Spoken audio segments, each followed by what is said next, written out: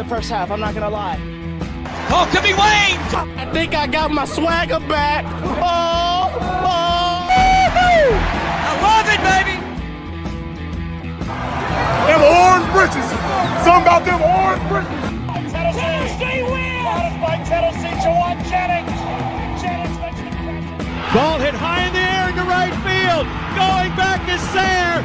And Tennessee can say hello, win column. A grand slam in the bottom of the ninth. You can't draw it up any better. We just won a basketball game, and we're very happy right now. McGrath for the win. He got it. If you don't like college football and you watch this one, I'm not sure what your problem is.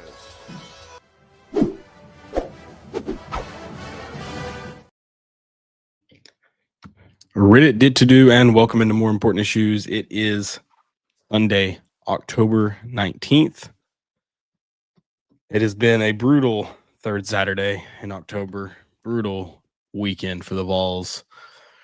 That was a very demoralizing loss on the road. Not in the normal sense either. If you've been a Tennessee fan long, not demoralizing in, there was some normalcy about it, but not entirely normal. And how it unfolded doesn't make it feel any better. I'll tell you that. It's been a tough weekend. I'm also sick. I've been sick since I took a vacation Thursday and Friday. I've been sick since Thursday, so my weekend has just sucked. Yeah, it's been an awful weekend. Well, okay, I take it back. That diminishes. I enjoyed my vacation, but I was sick the whole time, so not the best weekends. But as a Tennessee fan, it was one of the worst. Yeah, no, I mean, like all of that bundled into one made this weekend really suck. Yeah, just brutal. I mean, we're going to talk about the game, and I think one thing, like, yeah, we'll see.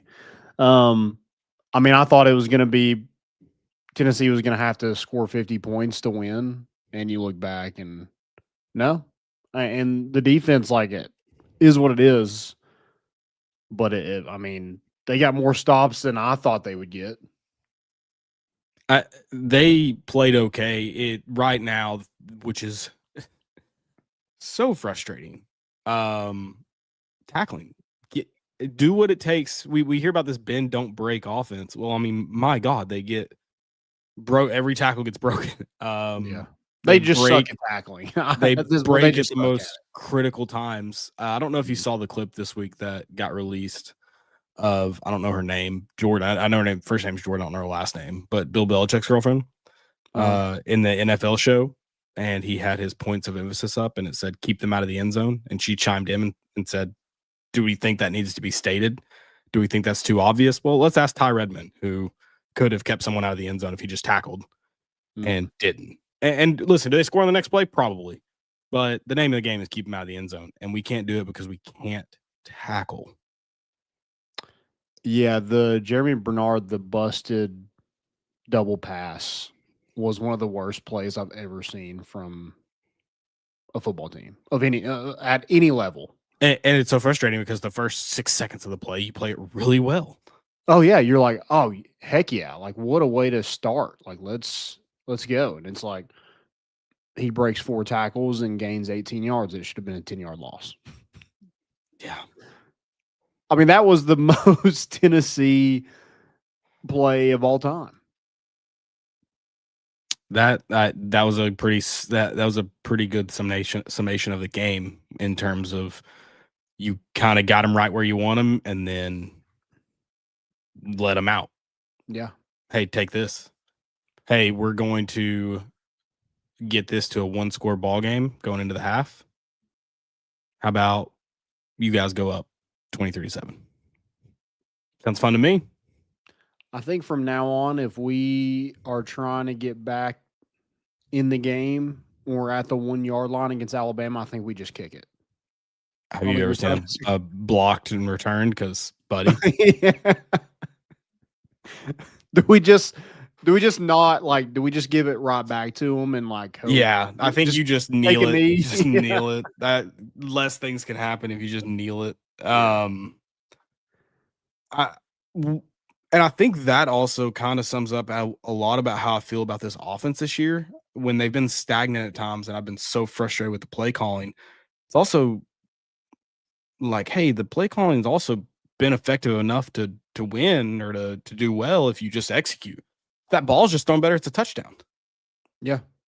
I'm not saying that to say I agree with the play call, but it's a touchdown if you just so it wasn't a lot of people want to say it's the worst play call ever, whatever. Have it, you can have it because it got picked sixth. He was open. You can't throw it to that one spot. Yeah, it's got to be like it's got to be high and away. Yeah. I mean, if he drops it, it goes straight out of bounds and hits the pylon. Like there is no way. I promise you, if they run that in practice and he hits Miles Kitselman on that back hip, they're going, can't throw that football. They're never clapping it up. I thought you were gonna say we would have picked it. I was like, maybe not. Sure, we would have found a way to tip it up, and somebody else would have caught it in the end zone. No. If you run that route against air, you're upset with the placement of that ball. Like it's, and I think that we talk about the Georgia game, those rundowns after the turnover, and I thought there were areas like I don't think those plays could have been fine if you just execute better. Yeah. The deep shots after the turnover against Arkansas, they were there. You just didn't hit on them. And then you have this drive where I don't love that play call, but I think what the crappy part of it is, I don't like it either. I think the bad thing about it is like you go away from what you do and you go under center in a heavy package when everybody in the stadium knows it's a pass. You have no timeouts. The one thing you could have done is just run it because Alabama was not playing the run at all. And here's my question: to the boundary with two tight ends as your only. Why is Chris Brazzell not in the game when you need to score a touchdown? When it's going to be an obvious passing play, Chris Brazzell has to be on the field every single time. Well, and if you're going to go for broke, which we did, why couldn't you just run it? Yeah. Also, running the ball there, that's a 3-second play at most.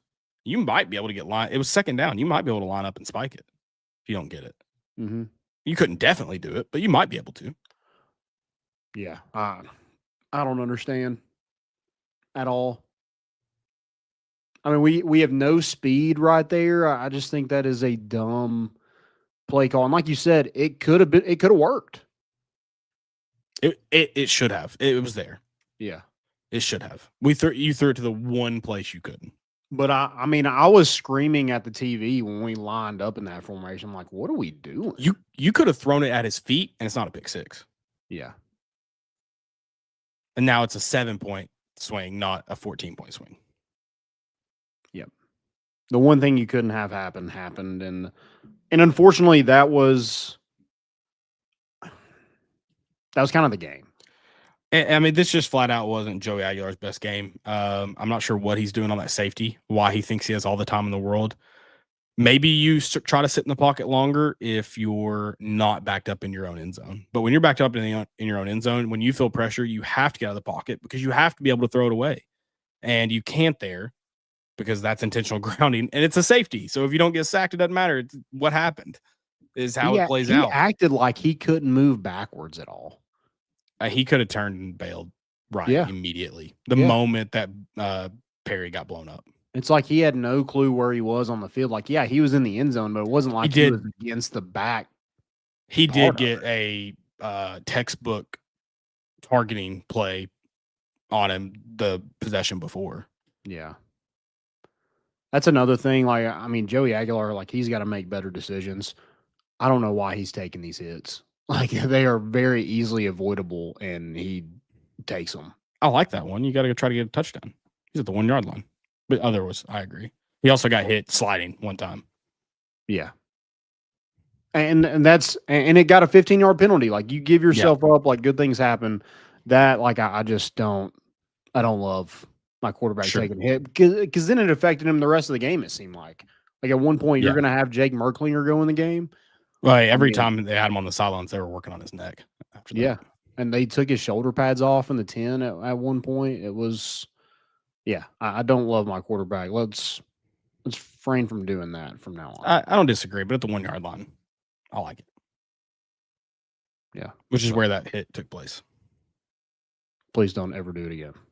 Please. I mean, yeah, I don't feel this game was well managed, and I don't feel like we executed really well. It's very, very frustrating. And then, I mean, your first drive, you classic, get a penalty, shoot yourself in the foot, and you have to punt it away. Yeah. I just wish, I wish Alabama was, this would feel a lot better if Alabama was just that much better than you, but they weren't. You outgained them. Yeah, you outgained them.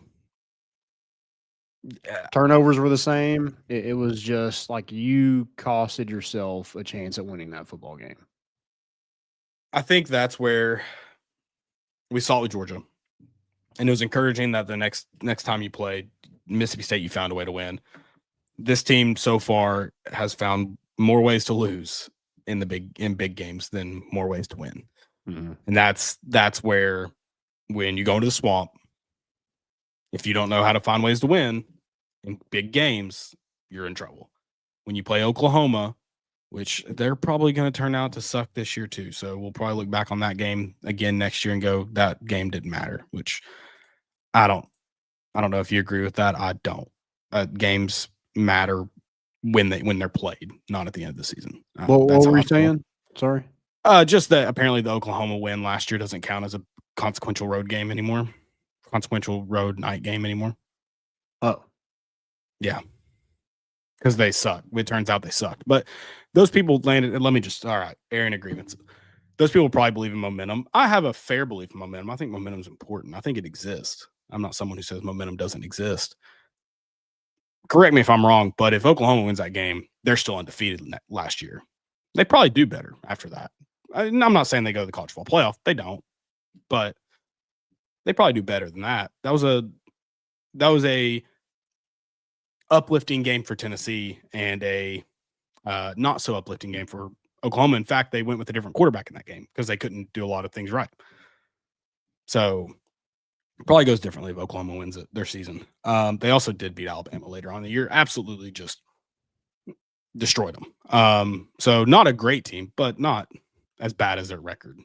That team just fell apart. And then also us as fans believe Nico sucked, so Josh Heupel went and won with the limp quarterback on the road. I don't know. It's just, it blows my mind what we think in the moment because we're upset.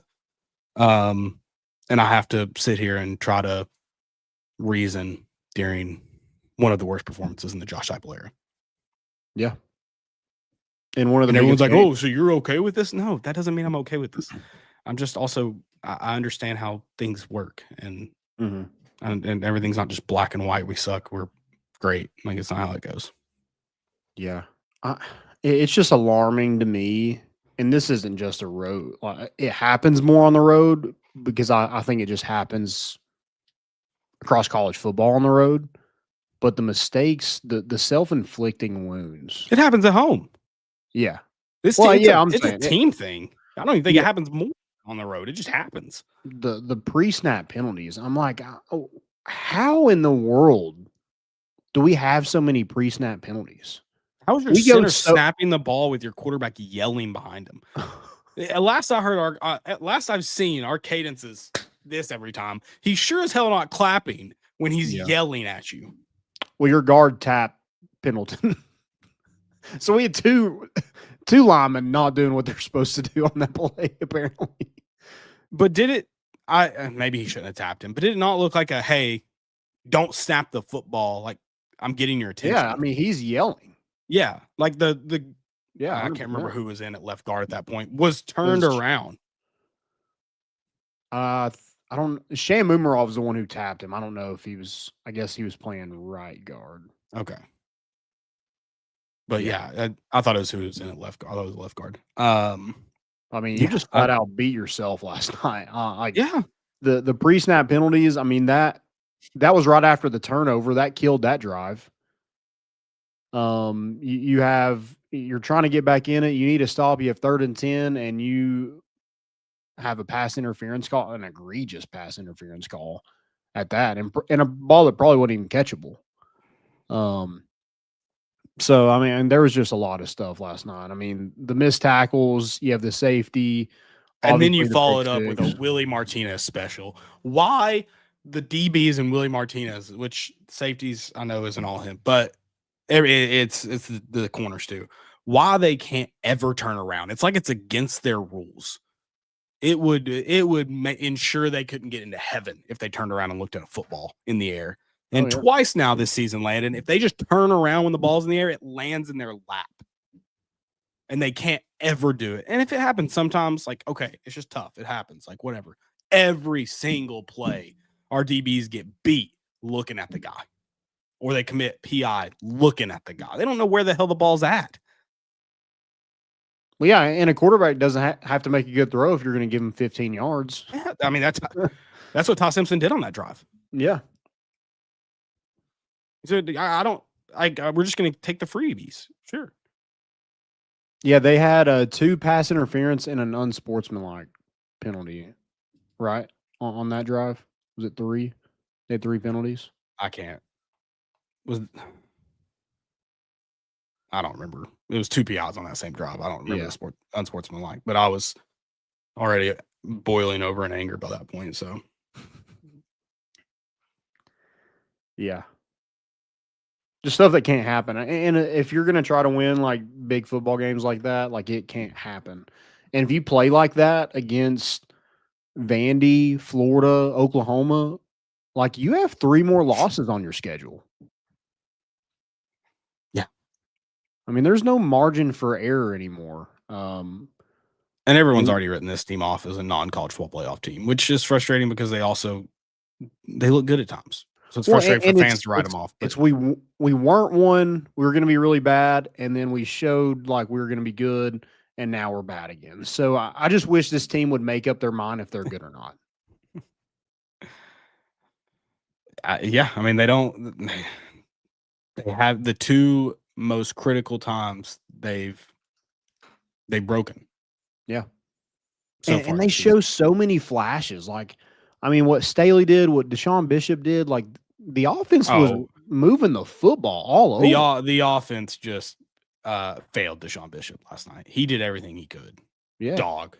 I mean, absolute dog. Yeah, and they failed him. God, it sucks he couldn't make that tackle. I'm not blaming him. I'm just saying it's not his fault. It just sucks. It's just like, please just trip over his arm. Yeah. Yeah, just and even though that pick 6 happened, like you did show signs of life and you fought back, and that's what's frustrating. You could have been back in it, and you almost were. We just can't play complimentary. We can't play complimentary football at all. When our defense does something good, you can just go ahead and book it. The offense is going to do something just disastrous, and vice versa. I think we've had 6 turnovers, including the turnover on downs, and we have 10 points out of those in SEC play. The only thing we do to compliment each other is when one side sucks, we'll suck with them. We can't do the inverse of it, though.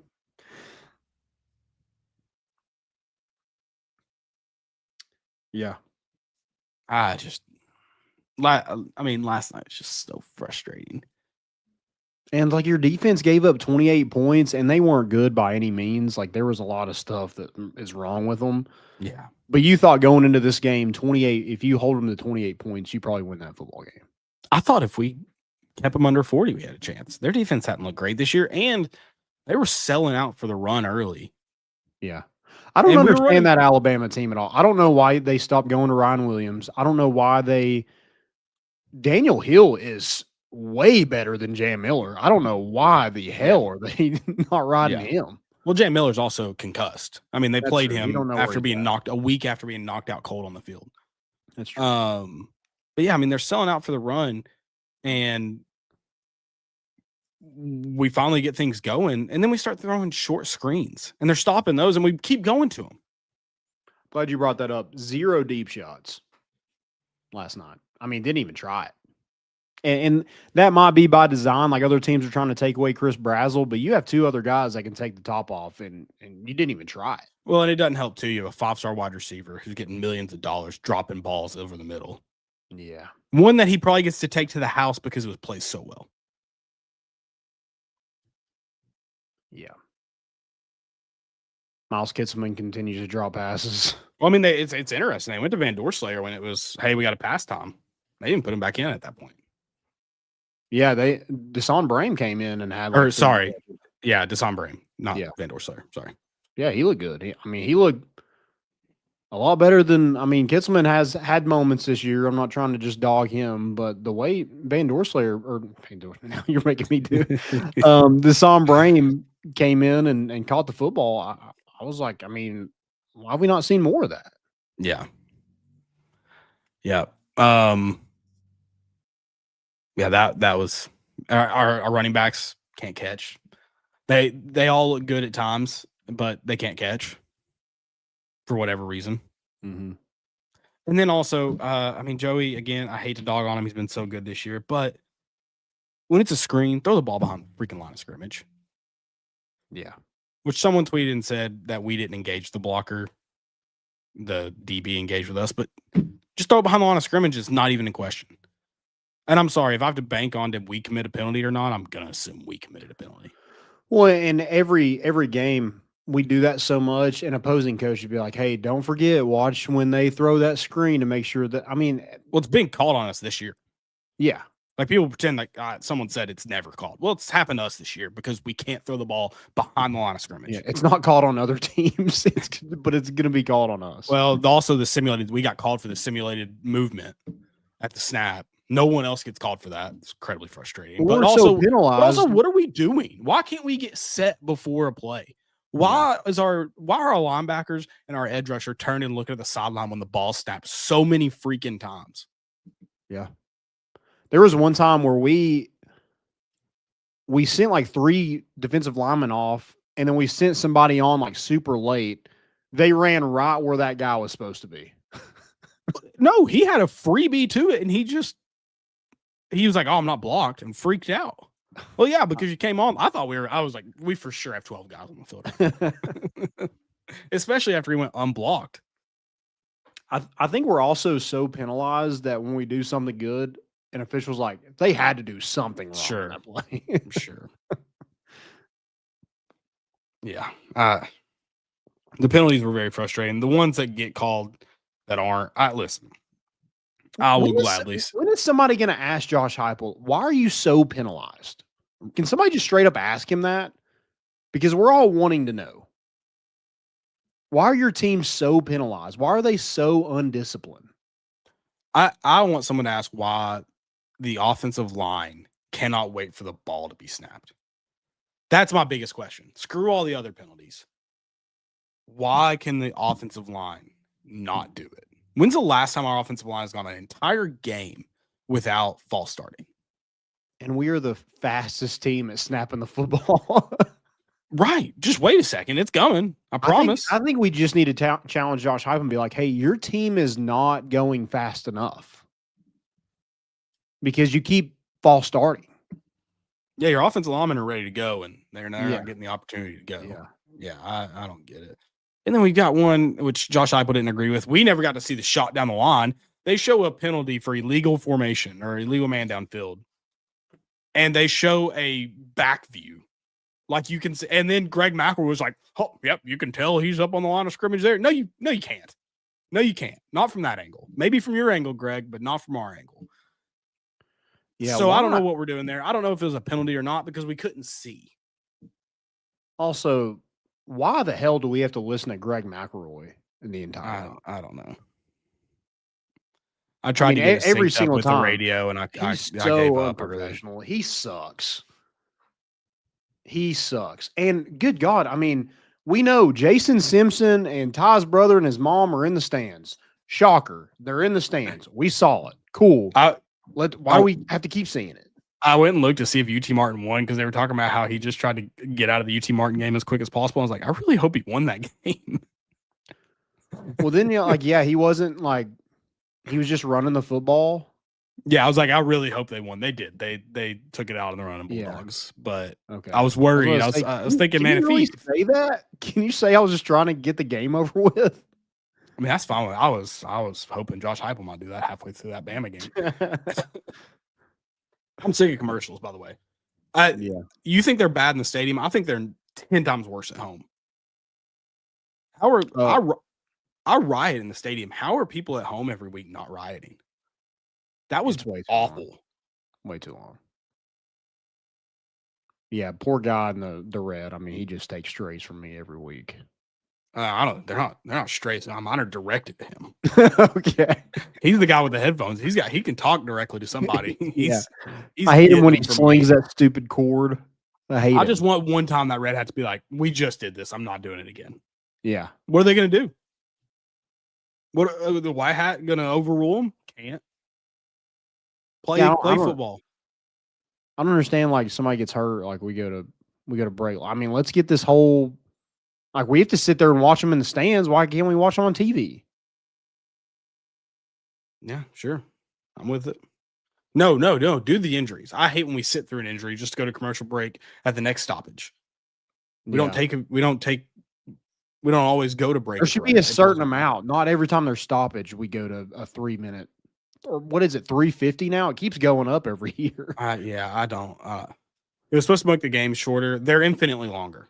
Yeah. All these new rules because I have to hear a freaking Starbucks commercial again. And you know the real kicker, Landon? I get to hear 6 Starbucks commercials. And then as we're coming back from break, they drop a Sonic commercial on us. We had to hear commercials the entire time, yet we still have to take these 4-minute timeouts. I mean, I'm so sick of seeing. I don't even like. We watch football every week, but like we have home games, so like I don't watch, and people that watch them at home get a lot more TV time than I do. But man, I see Terry Crews and Drew Aller on my TV way too much. Why is Drew Aller in a freaking commercial for Dodge Ram? How many Dodge Rams are there? Well, he can't be Ford. He's not built tough. So yeah, that's true. Good God. Yeah, that's the thing is most games I'm watching, I'm flipping on commercials, so I don't realize how bad they are. Mm-hmm. And yeah, it's just it's brutal. That's just a terrible watching experience. Between Greg McElroy and the commercials, I couldn't do it. Yeah. No sacks. Also, that was a surprising thing. Does that fumble on Todd Simpson not count as a sack? I think it was caused by his offensive lineman, right? I didn't know who actually caused it. I thought those got counted as sacks, but I guess they don't. I don't think. Also, Jalen Perlotti, what the are you doing? Dude, he could have went to the house. Everybody knows you pick up that football, even if you hear a whistle. You pick it up because if they review it and there's clear possession by the opposing team, it's your football. Mm-hmm. Yeah, he didn't want a touchdown. Because as fast as he runs in the open field, I mean, he's probably gone. I'm shocked he wasn't spotted or penalized for batting the football. He batted it forward. That's a penalty. Yeah. We should have been penalized for it. I don't know who gets possession at that point, how that works. That's a penalty, though. Yeah, I guess we didn't have possession, so I don't know if it goes to the end of the play or if they get possession. I don't know, but it's a penalty. Yeah, God, it was so stupid. I think that just goes into like not on our A game. Yeah, we act like, and we're playing some freshmen right now, but man, do we act like it. I just feel like we're so immature, even though like we're not. We have a 24-year-old quarterback, but it seems like we are so immature like stuff just goes out the window. Like basic football knowledge just goes out the window. 3rd and 2, like, yeah, let's not cover a tight end. No, we'll bail 10 yards though. Oh yeah, 100%. Yeah. Frustrating. What is in your opinion, what is the most frustrating part of this football team right now? Not just last night, but through 6 games. Oh, it's the inconsistencies. Possession by possession, game by game. It's how inconsistent, and it's because the inconsistency is so vast. Yeah. I think mine's the penalties. I just don't know how you are so bad at committing. That's the only thing we're consistent at is we are going to commit penalties. Right. I just don't get it. And if it was you were the Arkansas game, it wasn't the penalties that you committed. It was the ones that Arkansas wasn't getting called for. I think don't know how it's the same thing on the road. I could be less frustrated by the penalties if they were always referee discretion, and I feel like we're getting shafted all the time. But so many of them are pre-snap penalty, dumb mistakes. Yeah. That it's hard to just be frustrated by the officiating. Yeah, 100%. And then, I mean, again, a referee discretion one, the offense pass interference, just throw the ball behind the line of scrimmage. Yeah. And it's not in question at that point. But also, how is that officiating crew out there this week? They were on the Auburn Oklahoma game. How are they not suspended? Oh, really? Yeah. I didn't know that. I mean, they weren't. We were just bad, so I didn't really have time to just worry about how bad the officiating was because I was like, well, we're not giving ourselves a chance either. So, yeah, I don't know. It sucks, and it does suck. Also, to have that happen right before the half, and then that being a 14-point swing, and Alabama fans being like, even if that didn't happen, we still won by 3 possessions. I don't know if they know simple math, but 2 possessions, that's 14 points. That's a 3-point ball game. And we gave you a safety, so technically that's 1 point. But yeah, we have to listen to this is the worst part. We have to listen to dumbass Alabama fans all week brag about their team, and I've muted so many of them. I'm good. Jesus Christ.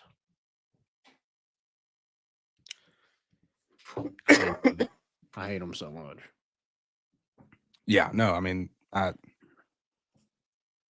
frustrating game, frustrating week. We haven't even mentioned the Tony Vitello news. That's how just quickly we jumped into that debacle that happened last night in Tuscaloosa. Yeah. Well, what's some things that need to be fixed before we get into Tony Vitello? Because I'm sure that's going to take a minute too. Tackling. You got to fix tackling. I don't even know if you can fix it. Screw it.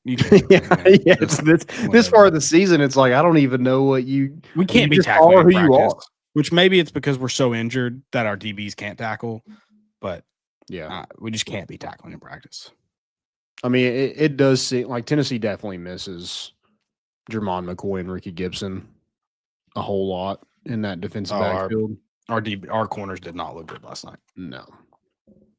That was from the first possession, you're like, damn. It'd been nice to have Jermon. When they were so willing to go at Colton Hood early on, I was like, well, yeah, we're done. Yeah, and it wasn't even a huge the safeties weren't great, but they weren't the worst. I think Farouk was one of your best graded out players. He was. He graded out second best on your. It was Nathan Robinson and Idris Farouk were 1 and 2. Okay. I think they weren't great defensive grades. The bottom half, I think it was Aaron Carter, Colton Hood, Ty Redmond. All those. I'm glad you mentioned Aaron Carter tackling angles. He wasn't the only one guilty of it last night. But my God, Landon, if we run where a guy is currently again, I'm going to lose my ever-loving mind. Yeah. Why we can't just run flat where they're going. We give Ty Simpson that first down because we run him where he's at. He's slow. We must think we're the fastest players on God's green earth the way we run down ball carriers. We must think no one can outrun us because we're daring them to. We're giving them the same head start the Freeze. Is that his name in Atlanta? The same head start that the Freeze gives them by running where they're at. Yeah. It's insanity. That's something that you learn early on in football and you never really have to do when you're the most talented person on the field. But guess what? You're no longer the most talented person on the field.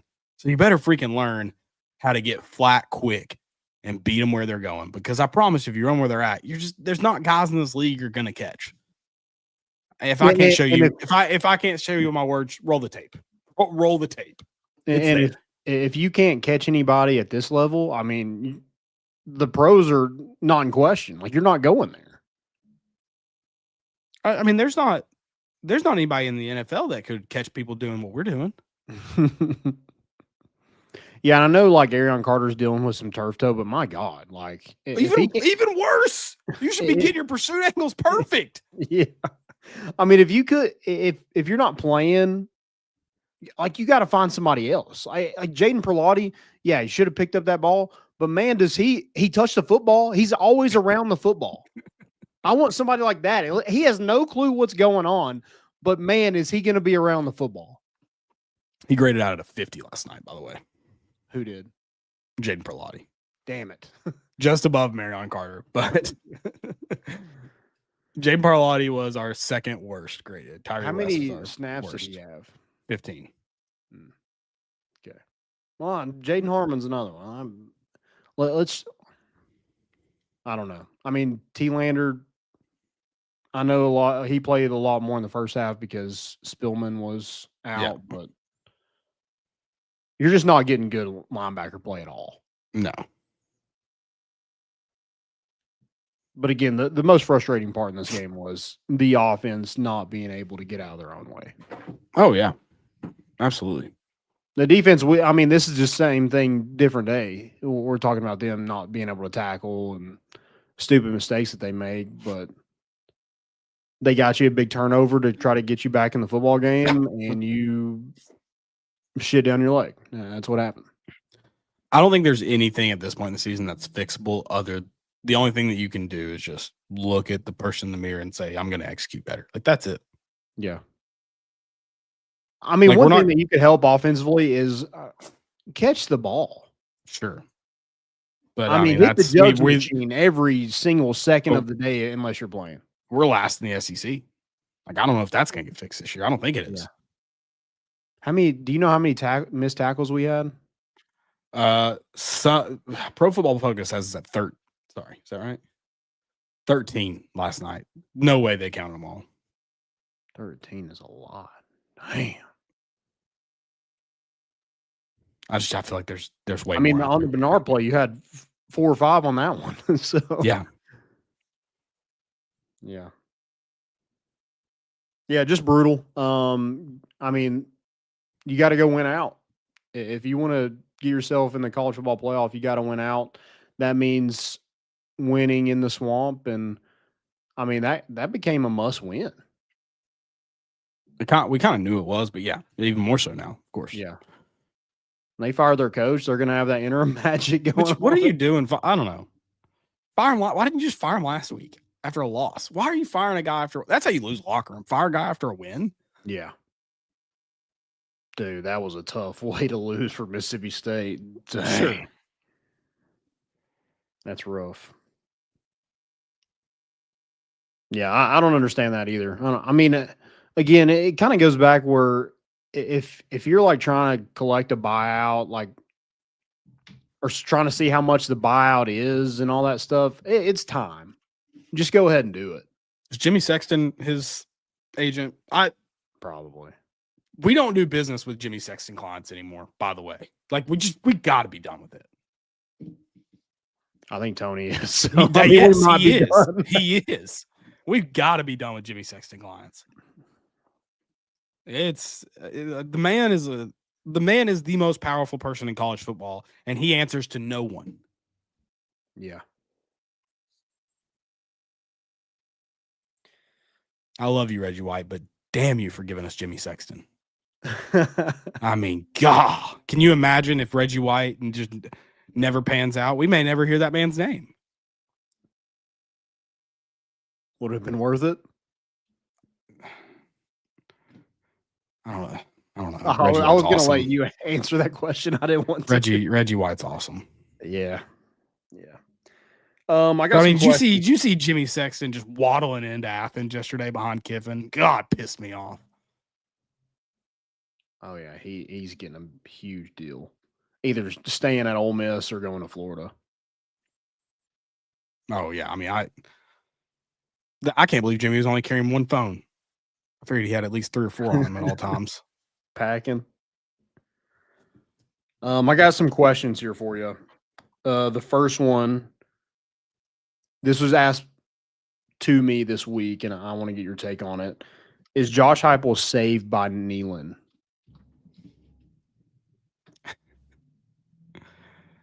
That's, I mean, yes and no. I mean, home field advantage is obviously very important in college football. I think you can just look across the board and say that. Yeah.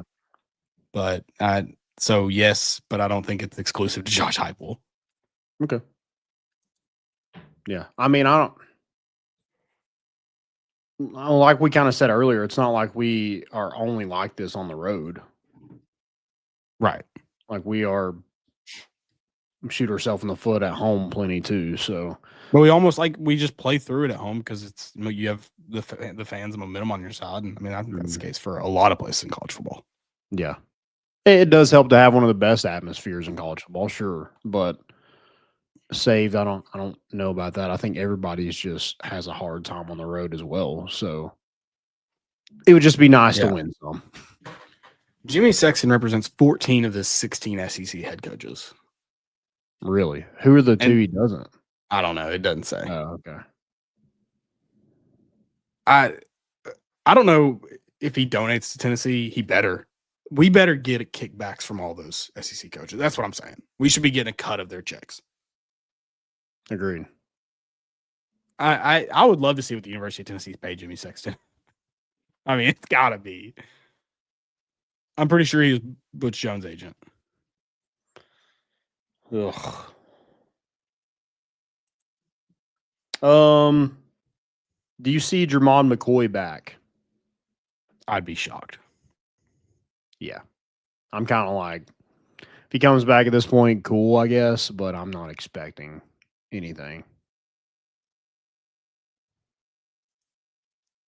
But your corners aren't playing good. I mean, you had to, William Wright was out there at the fourth quarter in place of Ty Redmond because he wasn't playing well. So, I mean, you're not getting a whole lot. Golden Hood's been good this year. Had a rough game last night, but I mean, there was one play, I think, to Ryan Williams, and it was like, I mean, that's just good coverage.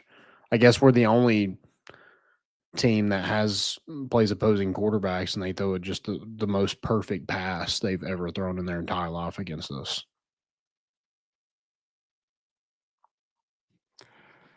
Yeah, I mean, that's how that goes, unfortunately. And Ty Simpson's not a Tennessee fan. Let's just say that. No. We said that when it happened. He's not a Tennessee fan. You pick up the hat with an A on it on signing day or on decision day. Yeah. I agree. He said his favorite quarterback was Peyton Manning. He didn't to watch at Tennessee was Peyton Manning. He wasn't even alive. It's a great point. He watches a lot of film. Yeah, sure.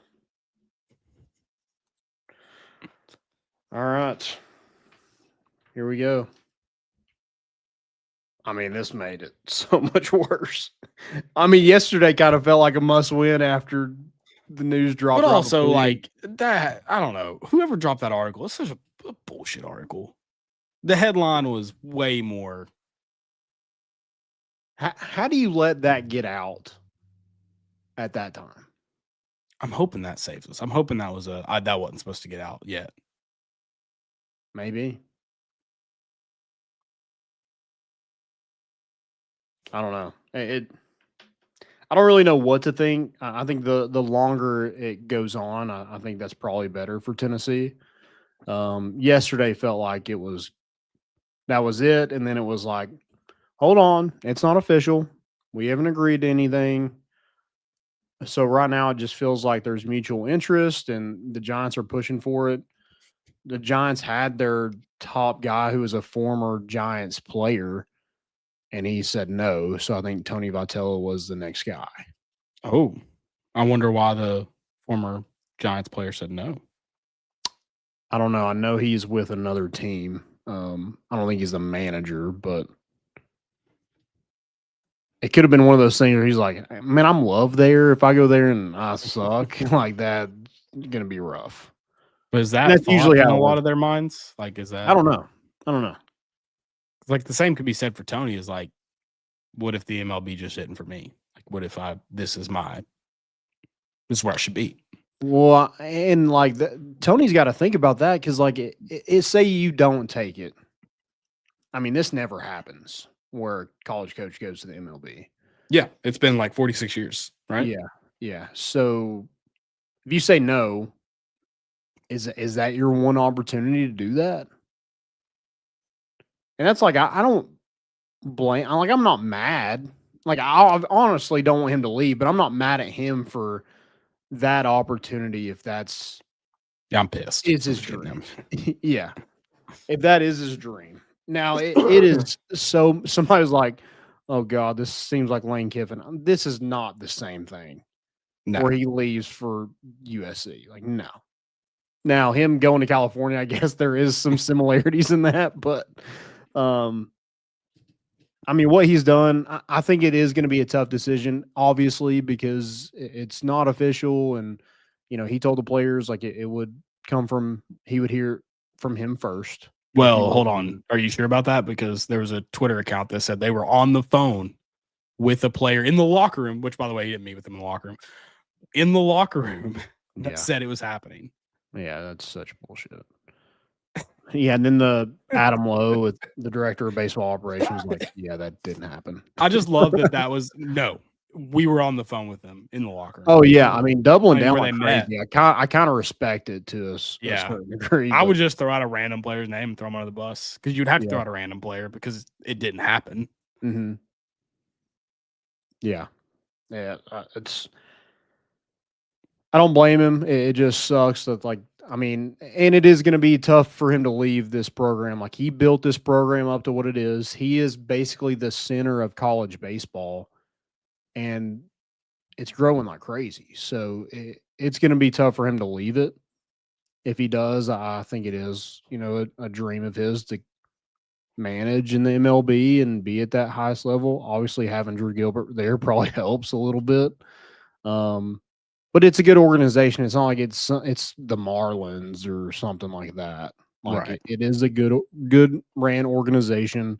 I don't think the money is the issue. Like, I mean, I kind of just Googled a little bit of like what if you're making $3 million in Tennessee and made $10 million in California, like what is the difference here? And it basically spit out like you'd probably make more in Tennessee than you would in California. So I don't think money is it.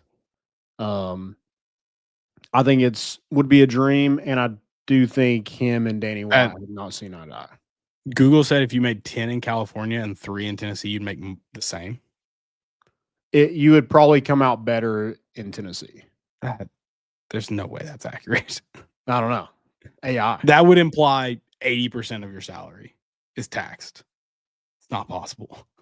I think with cost of living. Okay. Yeah. Because everything is a lot more expensive out there. I don't know. The fact that it's even crazy. Comparable is I mean, it is crazy. Anyway. I mean, I feel like it would have to be something like 10 million to make it worth the change. Mm-hmm. That'd be insane if that was. I think you could say as a head coach at a premier university too, that changes it.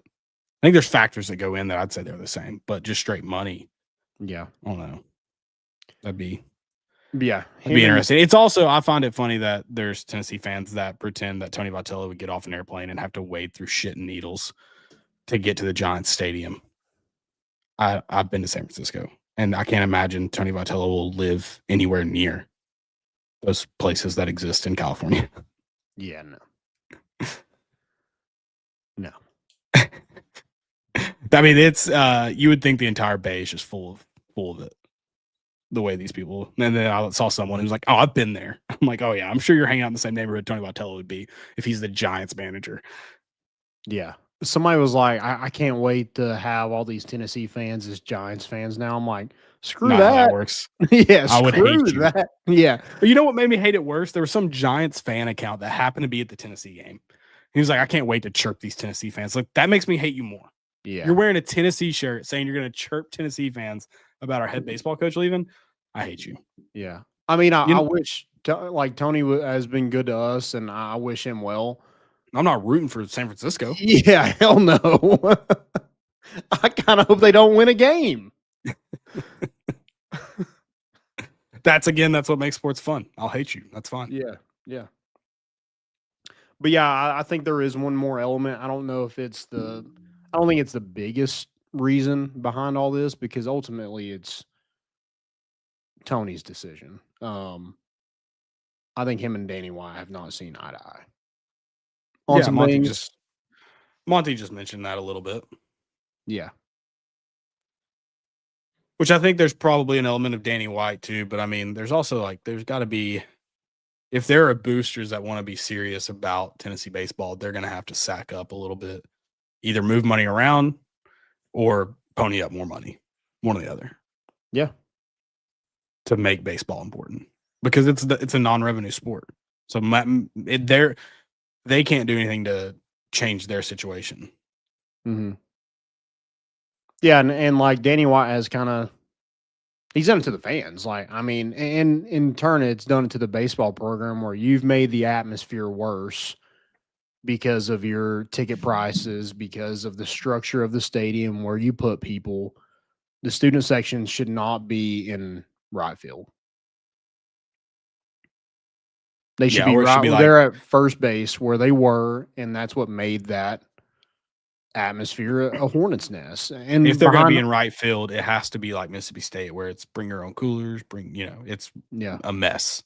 It's got to be a mess. And what he's done is he's taken like all the parents that were like behind home plate, and now all of those are donor seats, and they've moved the parents to first base and then moved the student sections on down the line. So you just hurt your atmosphere by doing that, because the parents, like, they get chirpy and stuff like that, and then you have the student section just kind of go hand in hand, and now there's not that same fire to it. Yeah. And then NIL, like that's a thing where, how awesome would that be if the student section location was negotiated in a new contract?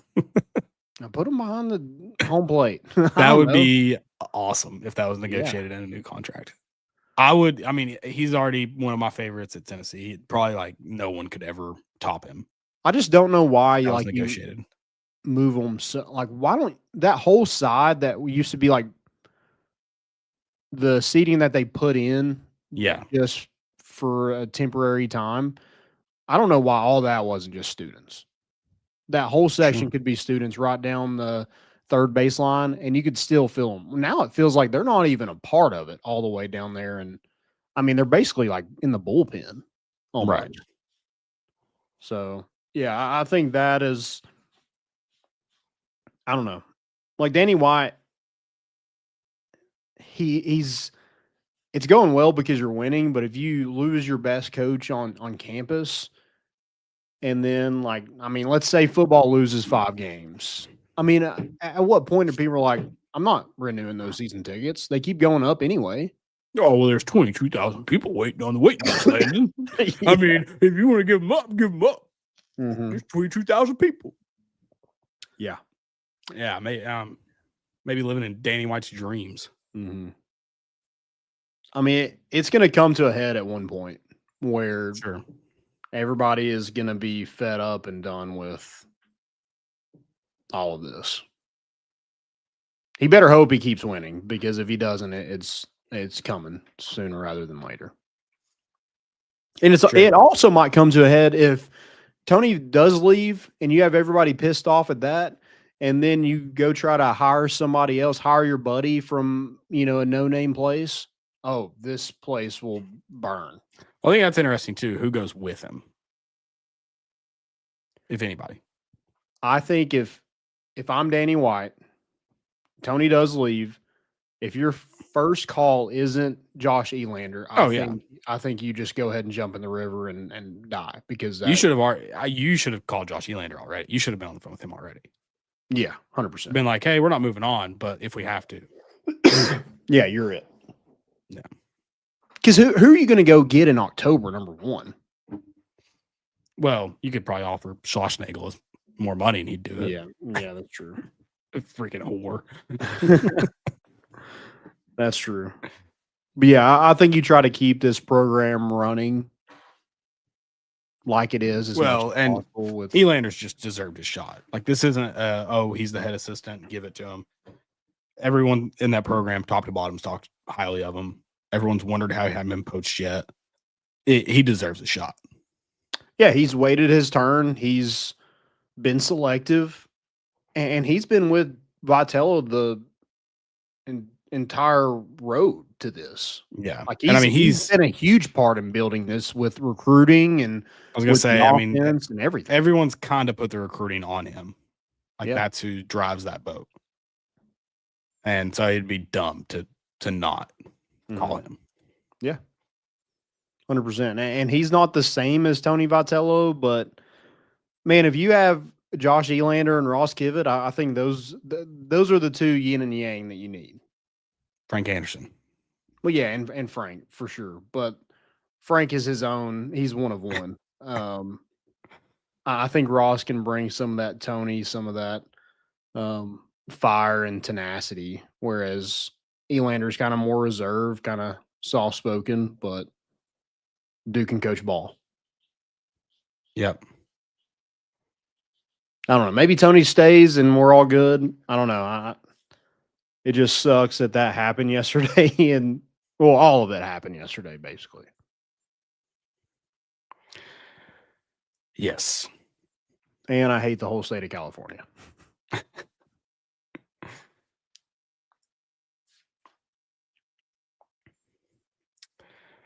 You answer Monty's question. I don't want to. I mean, I know what I would say, but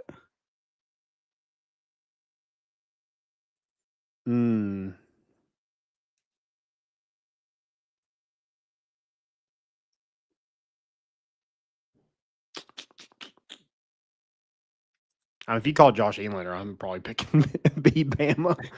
I don't know. I'm picking Alabama. You're almost locked into it without anything catastrophic happening. You're almost locked into a playoff. Yeah, can we beat Florida too? Can you throw that in there? Because I think I picked that. I don't know. I just worry, like, there's that worry, like, if Vitello is gone, does that ship sink at some point? And sure, I don't know if I'd be willing to give up the entire baseball program over one win over Bama. I mean, that's fair, but it's really fun to beat Alabama. And it was in Tuscaloosa. Yeah.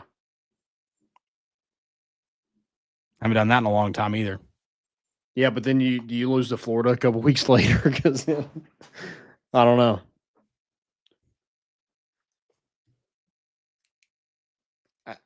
Just for my mentions on Twitter, yeah, I'd definitely beat Alabama.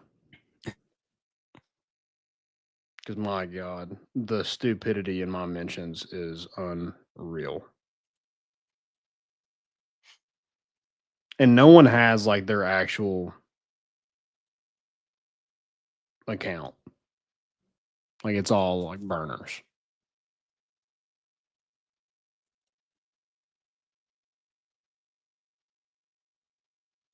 Yeah, and I used to really like Buster Posey, by the way. I don't like him anymore. No, he sucks.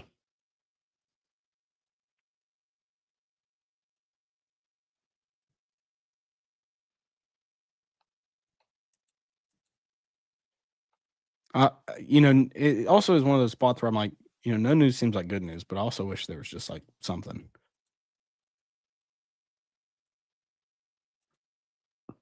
Yeah. Or like when the decision's supposed to be made.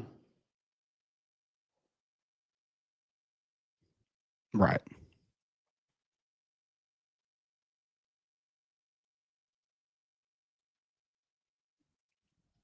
Oh man, I haven't really been on Twitter much today. The everyone's turning on Heupel. I mean, all these fire Heupels are out and live and well.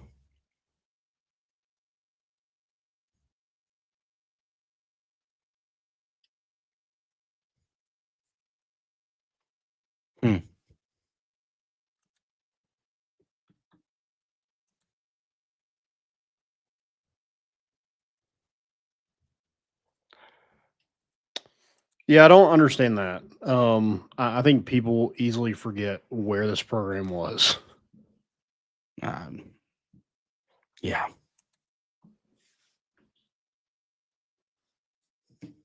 And I do think it is like at college football, like there is not. Is there any team that you're just like, man, they would beat the brakes off us?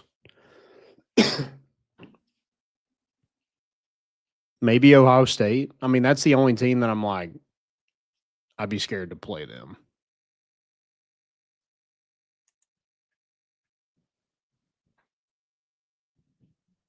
I just think there's more parity across the sport more than there's ever been.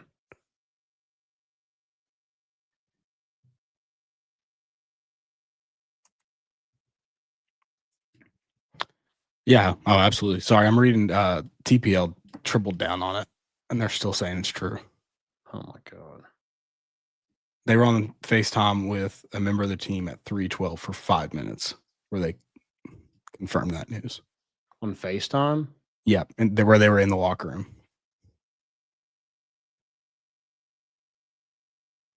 On FaceTime. They were in the locker room? Yep, on FaceTime. Hmm.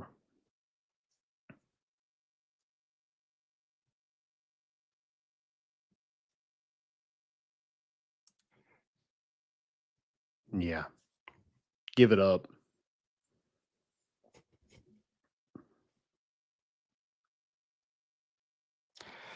Yeah, it's been a rough weekend, guys. Rough weekend. You want to get into who's another person? If it's not Elander, who would you? Oh, I don't even know, dude. I wouldn't mind trying to go after Backage from Clemson. Okay. How many timeouts did he get? At least 4.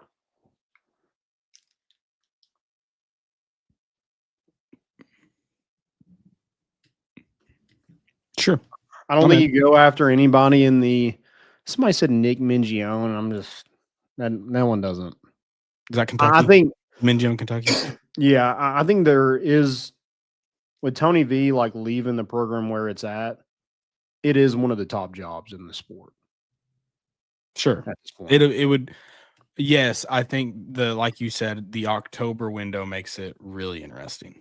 Now Tennessee's shown they're willing to pay guys and money talks, so or maybe do you that just helps go balance that out. Interim for this year, and then next year you try to hire a guy. But whoever your interim is, it's going to be someone within the program. And then you give Josh Elander the first crack at it, and if he does well, then you just hire him after. See, I feel like you just got to hire him on then at that point. Yeah. Maybe you do. I don't know.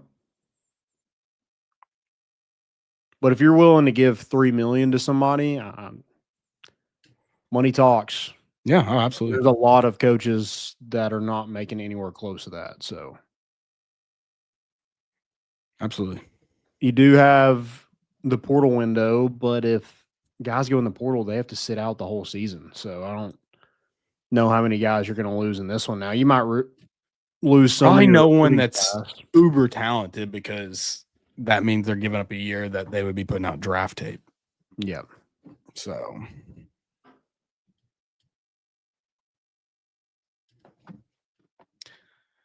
Yeah. I mean, I think it'd be tough to judge this season to an interim for that reason. What Monty just said. I mean, they can leave, but yeah, like who's willing to give up a whole year?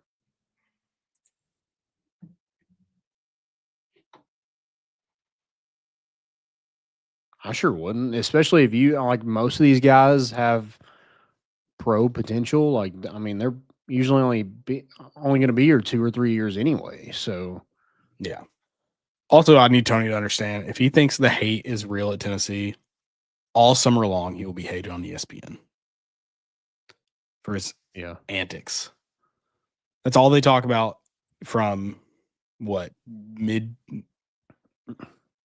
mid-May, because mid-June when the NBA ends to mid-August is MLB baseball. That's it, or MLB. And if he's doing him and Aaron Boone are going to be head to head. Oh, Aaron Boone will be forgotten about. Aaron Boone will be forgotten about. He gets thrown out in more games. Yeah. Agreed.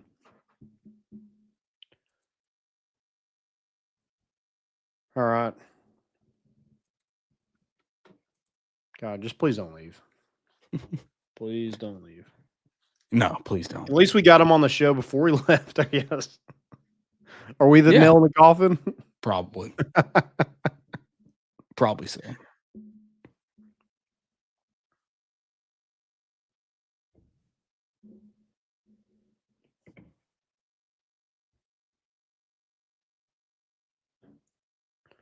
All right. A little college football action. Sure.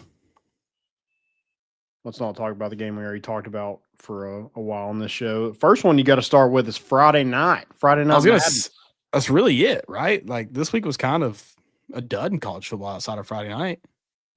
Yeah.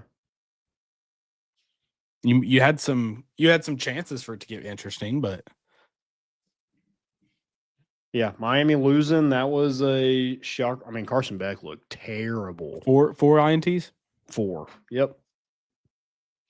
I mean, looked terrible. Ohio State took care of Wisconsin. Shocker. Wisconsin's terrible. Indiana and Michigan State were pretty close at the half, and then Indiana kind of ran away with it. Texas A&M continues to be – they continue to win. They go up in the rankings. Tennessee went down, didn't they? Or did they go up 1 after beating Arkansas? Tennessee went up 1. Okay. Went to number 11. Okay. So I guess A&M did as well. They went up 1 after beating Arkansas by 3. That's all you got to do. It was on the road. They went and won in Fayetteville. That's true. Yeah, you had Arkansas the chance to upset. Listen, I'm a little shocked by Vandy, but also not because it's LSU and Brian Kelly sucks. Yeah, what head coaching job does he take next year? I think he leaves. Gets a little clock reset after they failed to make another college football playoff. Did you go to Auburn? I was thinking Penn State. Okay. I think he is. He's an up north guy. Yeah, he's got to get back to his roots. Yeah. Was he from Massachusetts? I think UMass won that first game yesterday, so I don't know if that job opens up. Maybe he goes to UMass, tries to turn that program around. He's definitely somewhere up high on the map. Yeah. Above us peons.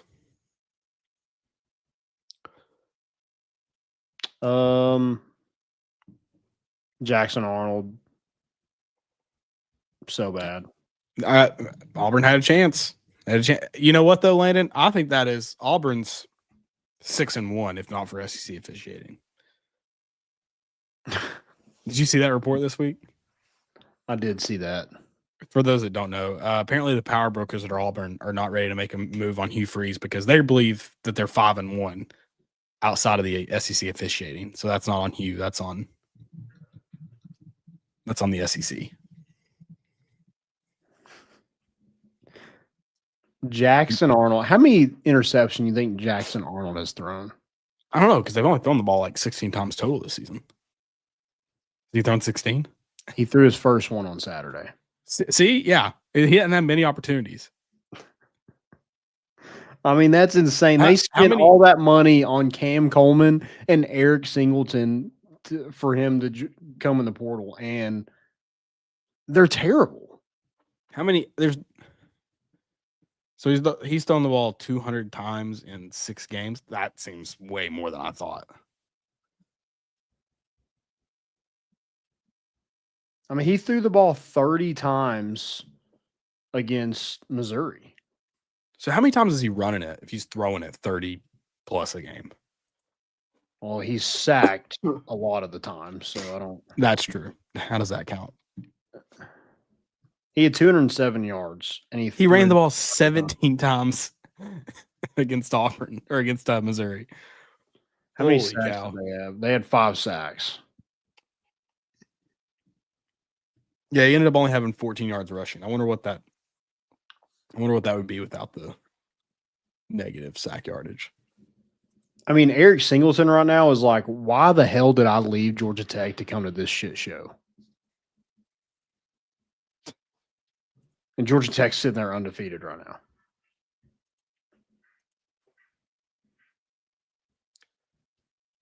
Which I did pick that game. Them over Duke, I don't care where it was at. Duke's not good. Yeah. Texas Tech lost, too. Yeah, to a not great Arizona State team. No. Which is surprising. It might not have been you. Someone mentioned to me, they're like, so is Texas Tech good? And I still don't know. And I think I'm not willing to say they're bad. They're 7-1, but I think Saturday's a good reason why I was still hesitant to say that. I mean, you just got to find yourself to be top 2 in that league, and then you have to win one game to be in the college football. Right. But, I mean, they lost to Arizona State. They do still have BYU on their schedule. I mean, BYU beat Utah. I think they're undefeated. Yes. With number 47 at quarterback. Yep. That's probably the only other game I could see them losing. I don't know, unless Oklahoma State can find some magic because they had another magical night. Did you see what they did this week? They had just guys in banana suits running around the concourse or the aisles. Also, I called it, Landon. Do you see Wisconsin tried to copy it? Yeah. I told you. I knew it would happen. I mean, that's probably the next job open. Luke Fickle's gone. We got to get some of these guys in as what's it called? Analyst. Okay. Little coaching rehab. There's a lot of good analysts out there this cycle. Yeah, that's a good point, Monty. Dabo should be the next offensive analyst at Tennessee. And that might be another one. I think Wisconsin's coming. Auburn's coming at some point, too. I think Dabo's just going to leave. I don't think his little feeble mind can handle more taller from Spartanburg. When are they going to be like, this is not going well? I don't know. It's a good question. Because they're terrible. Are there any good teams in college football this year? Is it Texas A&M? Is it Texas A&M? That's what I was talking about a second ago. It's like there's no team that I'm just – yeah. It's just – I mean, right now Ohio State is number 1. And then it feels like it's everybody else. Whoa. How dare you? Kurt Signetti in Indiana sit there at 7-0, and you're going to say that after already doubting them. But maybe if I keep doubting them, they'll beat Ohio State. I don't know. They don't have to play Ohio State in the regular season this year. So are they done playing their hard teams? UCLA.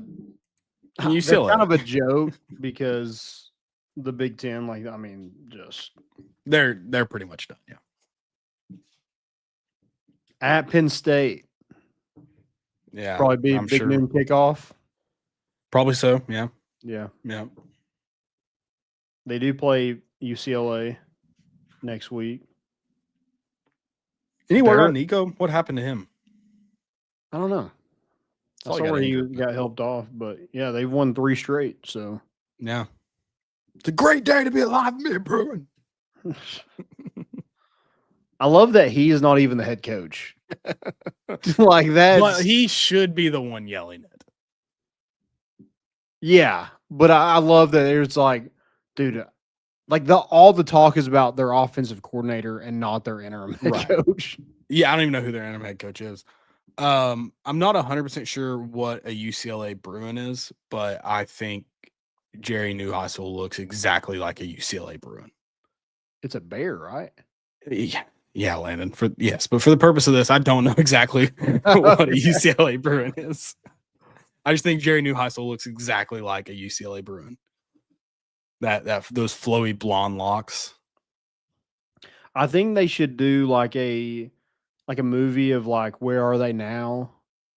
And it's Sunshine from Remember the Titans, and now you play like Jerry. the Family Matters or the good Lord, what's the San Francisco show? Everywhere Full House. you look. Full House. With Jerry Neuheisel. Yeah. UAB, that looks like a good win. They knocked off. They got some inner magic. Yeah.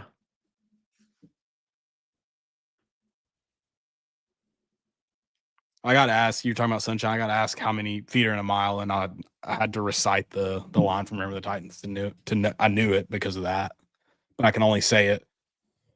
5,280 feet, and you're going to run every single one of them with the ball in your hand. Garrett Nussmeier is terrible, Caleb. Like, you know what I hate about Garrett Nussmeier? Thank you. Like, people looked at me like with I had 8 heads when I said it this offseason. You know what? They're not even in that game without him, which is crazy. What he does that pisses me off, anytime something bad happens, he smiles. I hate that. If I'm an LSU fan, I absolutely despise that. It's the most insulting thing someone can do when you're like, someone insults you and you just laugh at you, smile at them. Yeah. Well, what the hell? You psycho freak.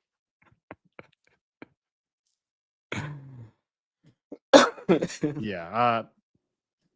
I'm out.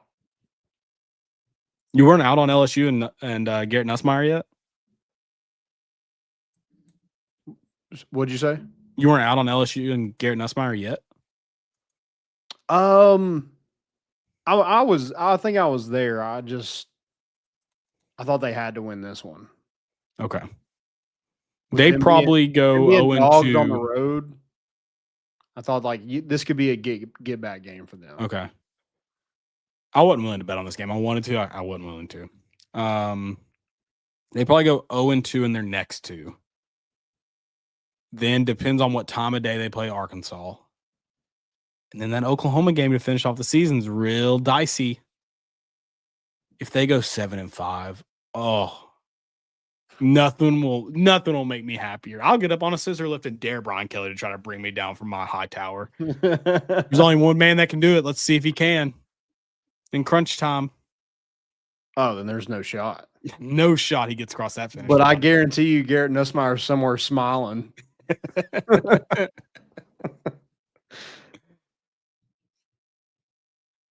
Yeah, I mean, they're going to lose their next 2 for sure. Also, while I was scrolling Twitter earlier, the latest tweet is Josh Heupel is too fat to lead this Tennessee football program. Look at Clark Lee. Also, the last time Tennessee won a national championship, it was with probably one of the most overweight people in college football at that time. Just of note. Yeah.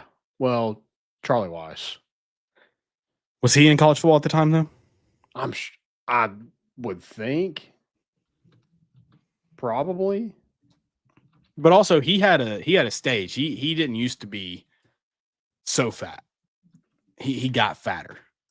Yeah. Well, he wears his pants so high too. It makes him. It doesn't help it. Yeah, it doesn't help it. Where was he at in 98? No, Landon. He was with the New York Jets. Okay. Yeah, he was then. So yeah, probably the most overweight person in college football. But yeah, that's a take. Yeah. Someone said, this is likely a hot take to some, but it's objectively a true and fair assessment. It's not objectively true. A lot of skinny coaches have sucked, and a lot of fat coaches have been good. Richard G. West just dropped it 4 hours ago. He dropped a tweet of Tony Vitello signing the Tennessee papers. Oh yeah, in 2017.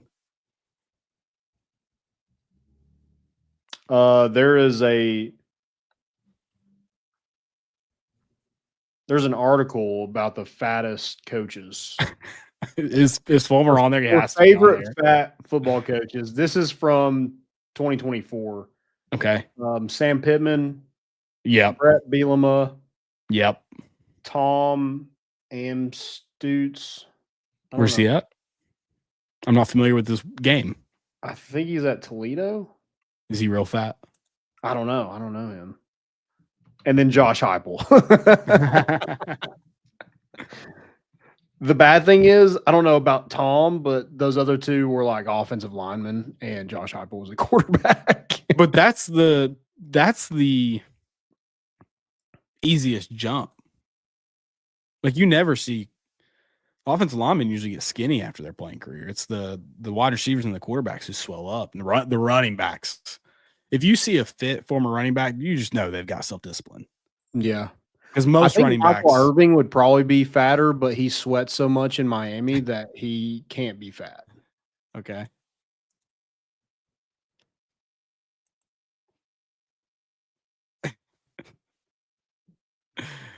I love that we forgot someone, a fat college, as we were mentioning some of the classics. Mark Mangione from Kansas back in the day. Oh yes, he was an absolute unit. And then they hired Charlie Weiss, right? I think they just they couldn't let all those 5Xs go to waste. Yeah, that's a good point. Somebody said Fat Phil or Terry Tater Tot Bowden.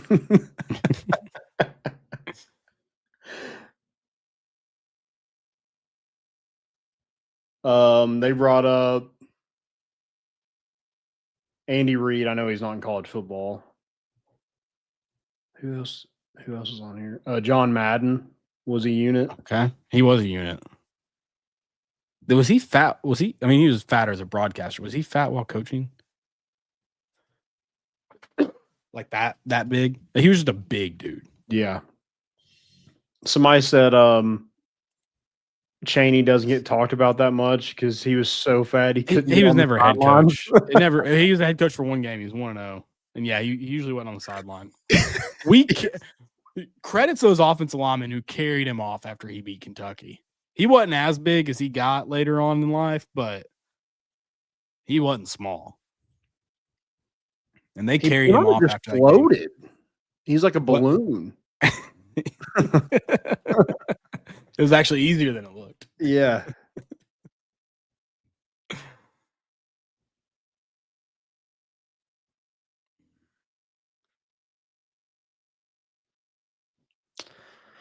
Well, that was fun. Talking about fat football coaches. Yeah. Who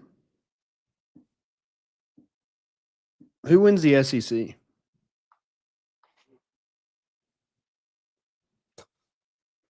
Might be Vandy.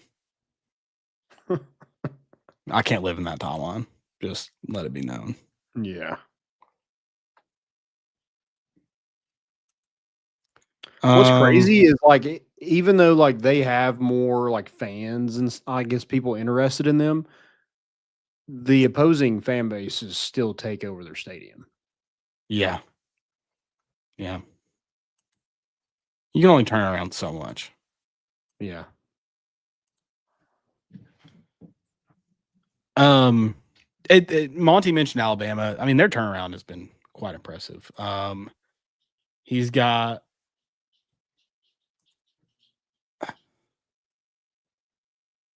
the fact that they lost to that Florida. What we know about that Florida State team now is insane. Mm-hmm. Yeah, I mean, Mike Norvell could be fired. I think Joey just said Jimmy Sexton's probably lobbying for that one. He's his agent. He'd love that payday. You think where does he go? Norvell? Yeah. I don't know. Do they make Gus Malzahn the head coach there? That'd be amazing.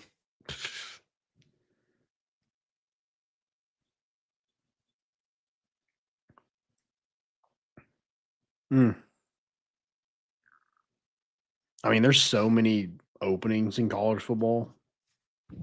Tennessee basketball just dropped a a highlight from their scrimmage. Have they ever done that before? Like closed practice scrimmages? I don't know. I saw where Mike Wilson, they posted some pictures and it was like confirmed Felix Okpara scored at least 2 points against Ohio State, and it was him dunking. Well, Mike, that was actually called an offensive foul and didn't get counted. So Yeah. wrong again. Hung on the rim.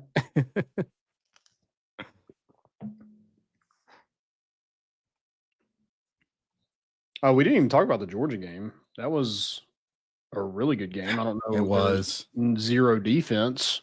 The thing is Kiffin's his college game day appearance was way better than the game. Yeah. I mentioned this last night. Do you think conspiracy theory, there were no one in robes there. He had that plan to take a shot at Saban. Okay. Do you think the reason it just seems like defenses are just not the same anymore? Mm. Do you think a lot of it is because of NIL and transfers where it's like there's no camaraderie? And I'd say it plays a part. Yeah. Yeah. I don't know. I was thinking about that because you see offenses week in and week out, but Georgia is statistically one of the best defenses year in and year out, and this year they have not looked like that. Right. Even Alabama, I didn't think they were very good defensively. They're not great. They do some things really well, but they're not great. Yeah.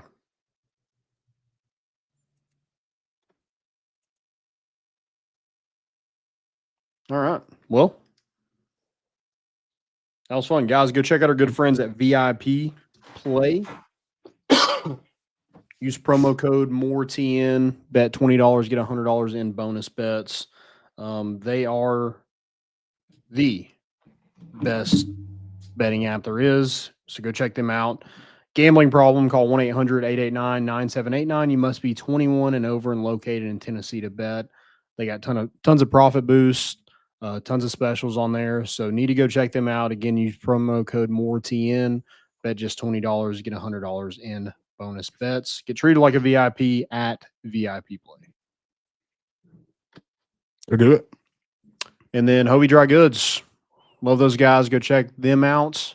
Use promo code MORE for 15% off that first purchase. Great hats over there. I mentioned they got some new they got some Tennessee ones. I think they're taking a pre-order with the old school kind of Tennessee helmet with the Power T on there. So go check them out. Also got some ETSU ones. Look pretty sick if you're into that. If you like the Bucks. Love the Bucks. They did lose the rail rob. It's been a tough week in this household. ETSU lost. I went to App State Stadium. There were people in there practicing on the Jumbotron for the next day, so I cowered out of going in because there was a sign right outside the gate I was going to walk in that said not open to the public. I'm such a baby. I also just didn't want to get arrested in Boone, North Carolina. Yeah. Or even just trespass. I didn't want to get trespassed. I didn't want to go through that. I think it's are we to the age where we can just act kind of old? Oh, my bad. I didn't even see that, man. I probably could have. But here's the thing. I didn't want to get trespassed. This goes into how just terrible my weekend's been. I also didn't have my wallet on me because I left it at home all weekend on my trip. So I was like, this could be a big ordeal since I don't have my ID. Whereas it could have been a minimal ordeal. But I was like, yeah, if I go in there and they're like, yeah, we're going to have to trespass you and to see your ID. And then I don't have my ID on me. And then does it become bigger? I don't know. Yeah. I feel that. Then they lost to Coastal the next day. That's tough. Tough week. Really tough week. Somewhere Garrett Nussmeier still smiling about it all, though. Guys, thank y'all so much for listening. We'll be back on Thursday. Sorry this was a little depressing. We tried to make light of it a little bit. But as Tennessee gets better, we'll be better as well. We're bringing the boat in, and we out.